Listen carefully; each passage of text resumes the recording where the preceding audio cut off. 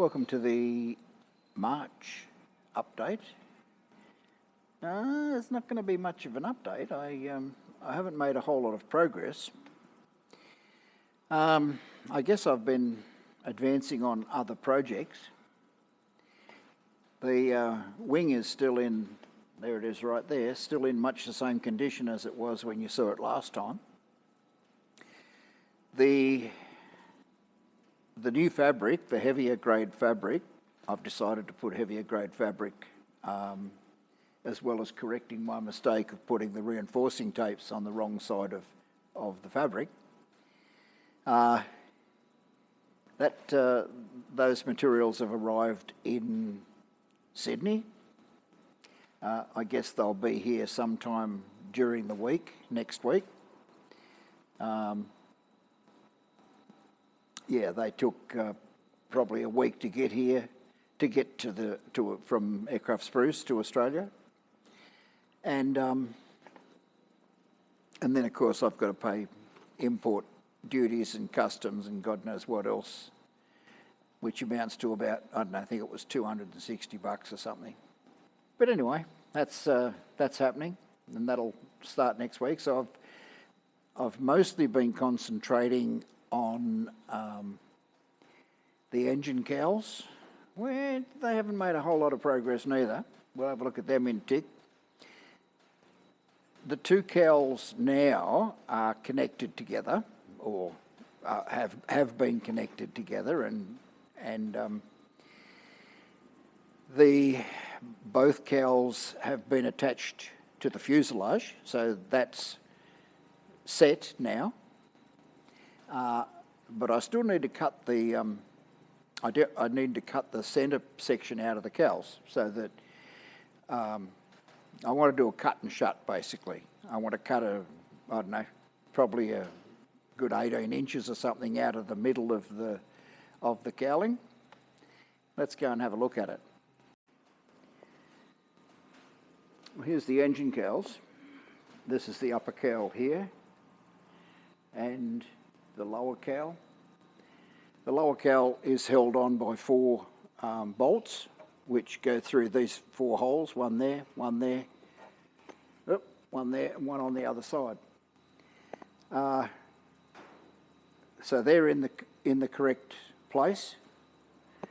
The upper cowl is held on by four bolts also, but they're all located up near the top of the cowl, which is one there, one there, one there. They've all been fitted. They have anchor nuts underneath the turtle deck where these bolts are. These bolts are screwed into the anchor nuts. The anchor nuts have been riveted on underneath. So that's the perfect place, this perfect spot for the upper cowl. The lower cowl attaches on these ones, there, there, there, and out the side there. And I'm very happy with that location. So I can actually put those cowls on and it'll look like any other Renegade Spirit, where the cowls will stick out to, I don't know, just here at the front of the engine somewhere, about here somewhere, maybe whatever, nearly 3 feet, I suppose, away from about a metre from the firewall. But I don't want it there. I want that cowling to finish. Here's the firewall here, where the floor is at floor level. I want the cowling to actually come just under the exhaust here and finish down by the engine.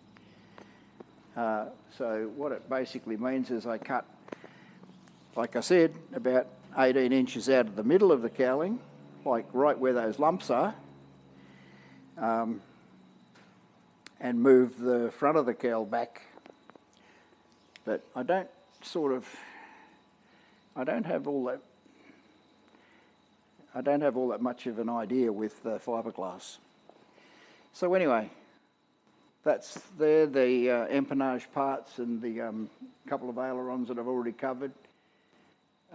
I need to recover them. I need to start over again on them. I learned a lot doing that, so it shouldn't take me too long to catch up with where where I think I am, where it looks like I am.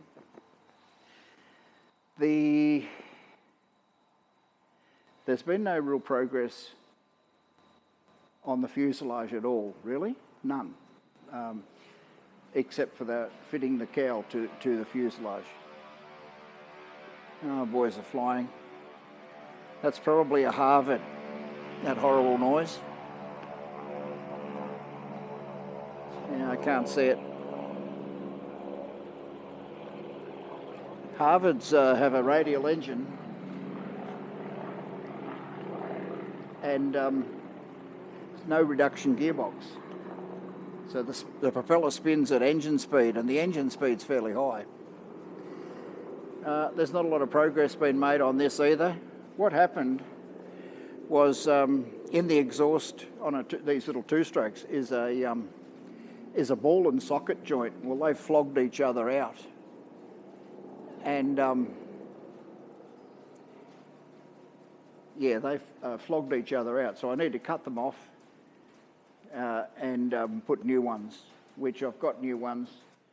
I've just got to prep them and do the work, and I haven't done it. So that's that. I guess the third update will be on the RV6. The RV6 has been going like a train. It's been going really well. I've done a few flyaways this month. The first one was to Wentworth for the Sports Aircraft Association's. Oh my God. That's I guess you heard that. That's I'm not sure. It's probably a Wirraway, could be a Harvard, or could be a Texan. At the end of the day, all three are basically the same. They're all a two-seat aeroplane, tailwheel aeroplane, World War II trainer, but it depends where they were made. If they were made in the US, they were called a Texan. If they were made here in Australia, they were called a Wirraway, and if they were made in New Zealand, they were called a Harvard. But essentially, they're all the same. There's only small changes between them, as far as I know.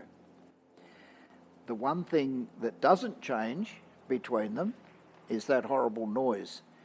They don't use a reduction gearbox on their engine, and so the propeller spins at engine speed, and the engine obviously spins at a fairly high speed, and that noise is the the tips of the propeller actually going supersonic.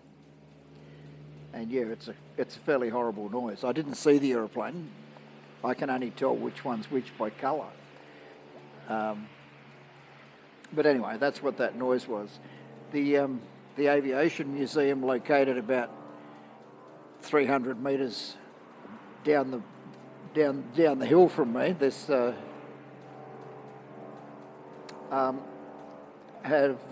had one of their main flying days today. So there's a lot of visitors that need to go home. I don't know, the weather's not looking real flash for them to go towards the east. There's a fair bit of weather in my state at the moment. So there'll be a few apprehensive people if they've got to go that way. So that's what's been going on. So anyway, back to the flyaways. I flew to Wentworth, and I've made a video about that. One thing I didn't mention in that video, and I probably should have, I'll make mention of it now, is I met up with a much better YouTuber than me,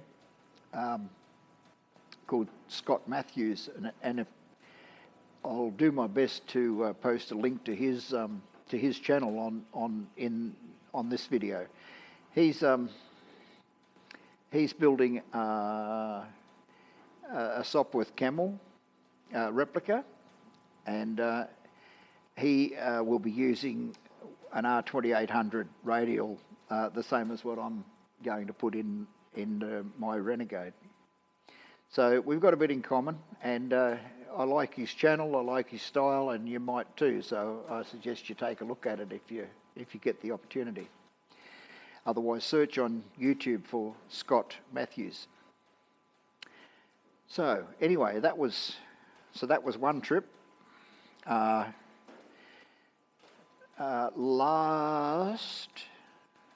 Last Saturday, I travelled to a little town called Holbrook.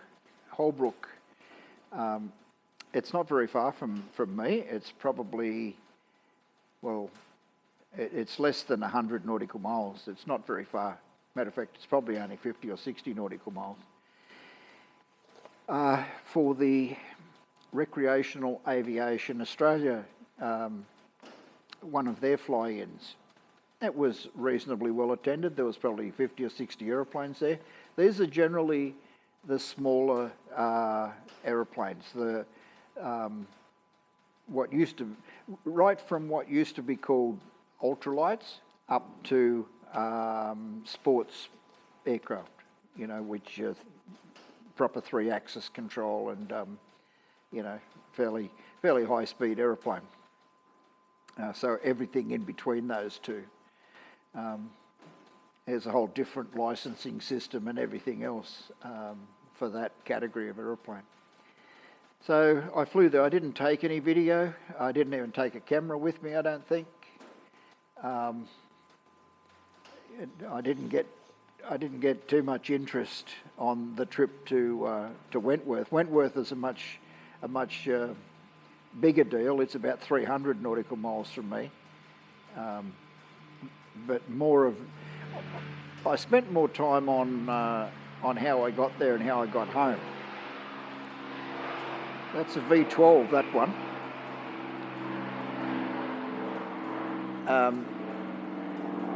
I don't think it's a Spitfire, although the Spitfire was flying earlier on. There's a Kitty Hawk that's a P40 that's been flying as well, and it's probably him going home. He's not going directly towards the east. He should be going towards the northeast, is about where he lives. But I hope he has a good trip. So anyway, that was good. That was it was a bit hot. We're still at the end, just approaching the end of summer in Australia. I think yesterday was the first time I had to put a jumper on. You see me now, I'm in an old work t-shirt. But yesterday I had to have a jumper, first time this year. So it's coming, another couple of weeks, and I'll be wearing a jumper all the time. So this is, in my opinion, this is the best time of year. The nights are cool, probably down into single digits, maybe 8 or 9 or even 10 degrees at night time. And the days are beautiful, 25 degrees or so. And you can't get much better than that. Nice and cool in order to sleep, and nice and bright and cheerful for the days. Except when I flew to Holbrook, and it was I think it was 35 on the ground, and that, we're at an airport. So shades at a bit of a premium at it. You don't have too many. They don't put airports in the forest usually. They're normally out in the middle of nowhere in the open. And so I got a bit of skin peeling off my nose and stuff from being sunburnt. But anyway, that's a small price to pay. And then a couple of days ago, I flew for another purpose. About 100 nautical miles in a different direction. So I've done a bit of flying this month, and that's a big deal, especially when the Renegade's out of action. I haven't got the motivation to fix the Renegade. There's really only a few minutes of work to get it back and put it back together again. So I will do that. I will do it. But that's where we are. That's probably pretty much the update. Like I say, I expect the new fabric, to arrive in next week sometime, maybe even as early as Monday. I paid my $260, whatever it was, to release it from customs, and once they've got their money, they'll release it pretty quick. They don't stuff around. But yeah, so there we are. I don't think there's much else to report on. Hopefully, there's a bit better report next month. But this is pretty thin on the ground, this one. So I'll sign off now, and don't forget to have a look at Scott Matthews' channel. I think you'll find it's well worth it if that's the sort of thing you're into. It's worth a look. Okay, that's it. Bye now.